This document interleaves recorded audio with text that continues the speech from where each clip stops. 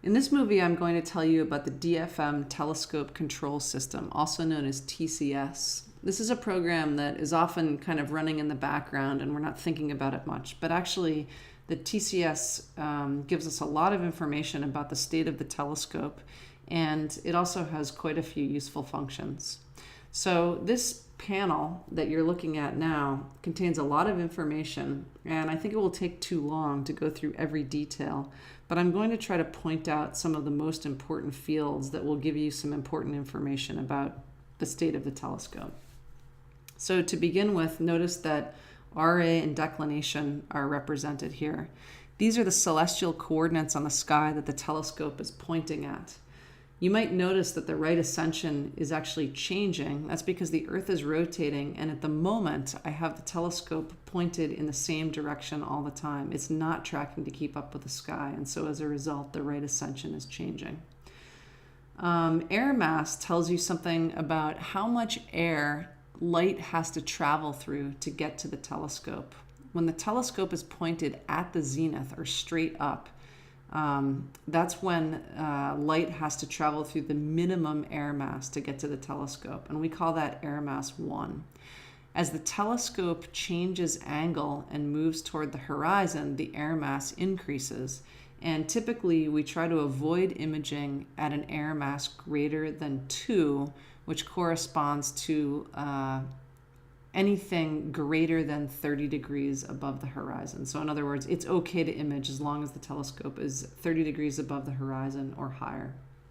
The zenith distance tells you the angle from the zenith to the telescope. So at the moment, the zenith distance is 0, and that means the telescope should be pointed at the zenith. I'm just going to move over. Actually, I'll just click on the sky program here.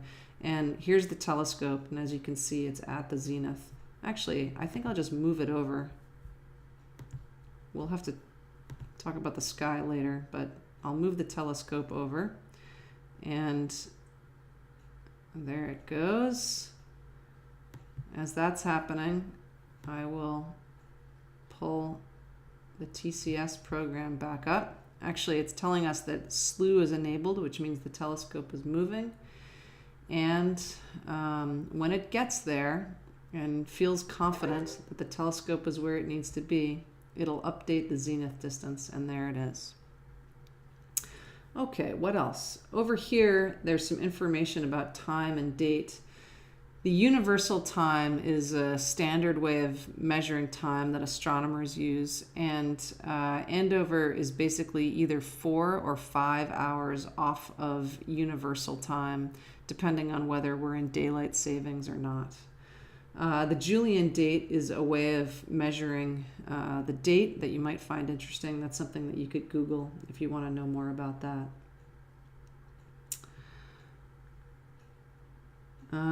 The focus number. The focus number tells you something about where the secondary mirror of the telescope is located. So as the secondary moves to bring the telescope to focus, this number changes.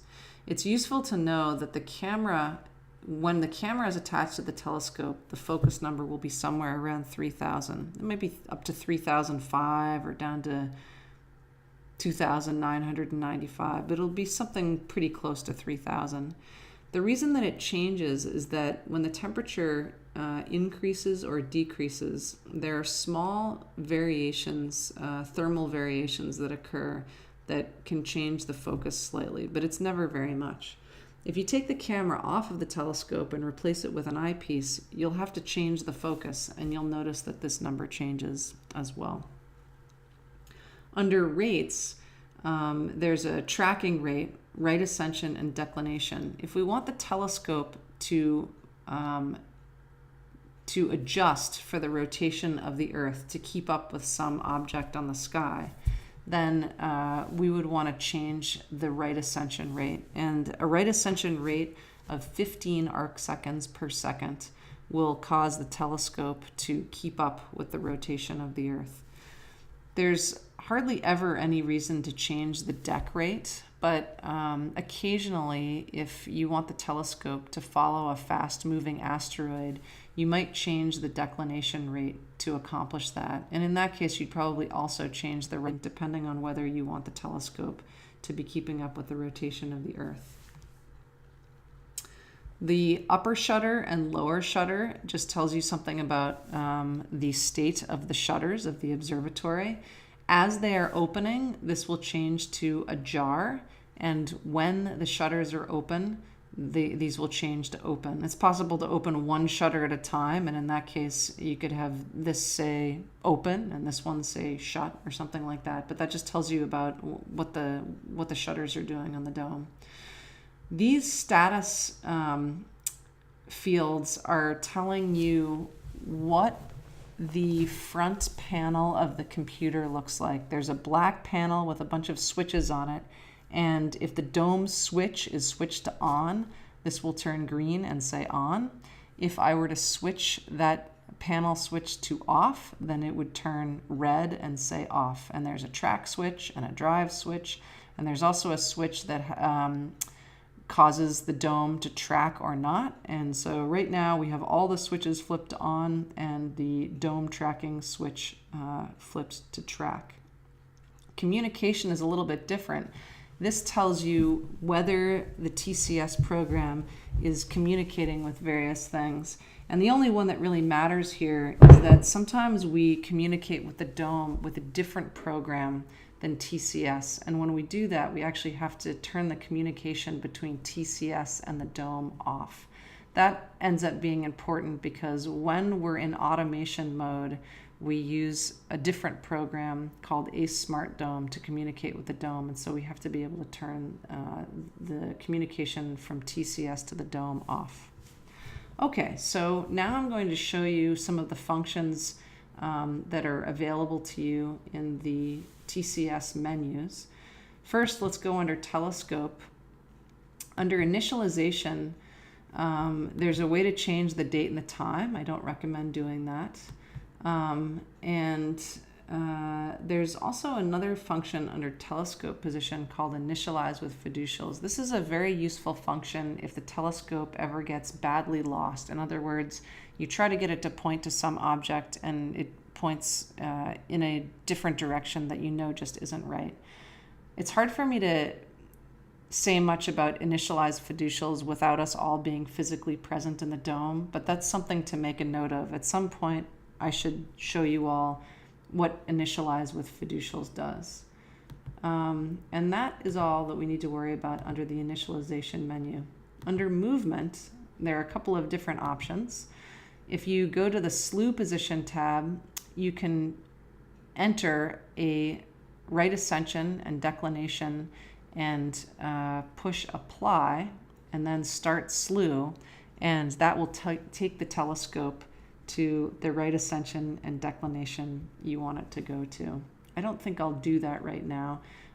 Typically, when we want to go to a new position, we actually use the sky program, but it is kind of interesting to know that you can do that same function from within the TCS program.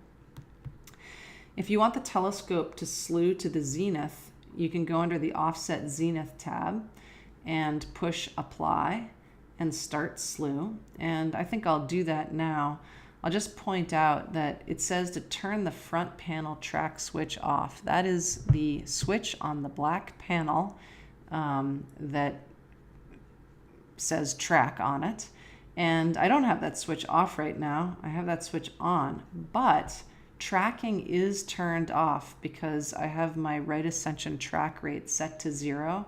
And so I'm not going to worry about this because I know tracking is off even though I don't have the switch physically off. And so I'll just push apply and start slew and we can see that happen. There it goes. Telescope is going to the zenith. That is it for this window. I don't think we need to worry about anything else under that menu. Rates. Let's say that you want to set this right ascension rate to 15. Well, you go into this menu, enter in 15, and push apply. And you can see that that has changed the tracking rate to 15. Just for fun, I can make the deck rate 30, apply, And there it is, 30. I don't want to keep those on there. I don't actually want the telescope to track. And so I'm going to put these back to 0, push apply, and we can see they went back to 0. You can also change the rate at which the hand paddle moves the telescope, but I like these rates, so please don't change those. And the same, there are trail rates as well. Let's leave those alone.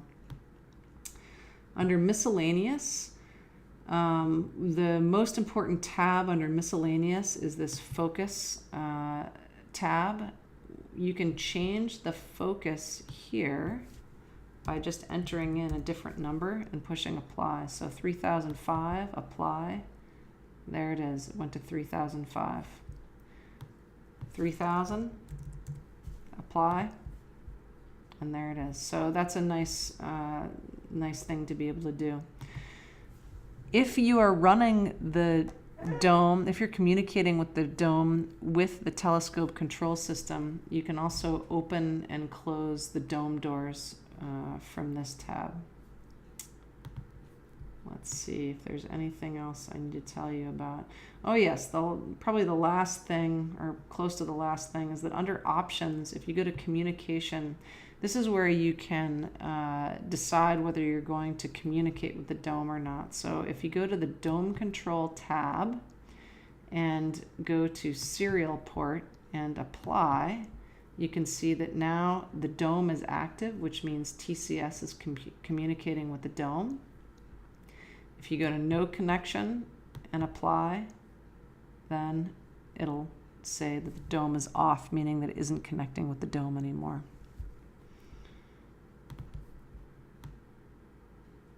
I guess I'll show you one more thing. There is a software version of the hand paddle on here. So if you click these directional arrows, you can move the telescope just as you would when you have the hand paddle physically in your hand. And guide speed is the slowest speed. Set speed is a medium speed. And if you click slew and then start pushing these directional buttons, the telescope will move relatively quickly. All right, that's it for TCS.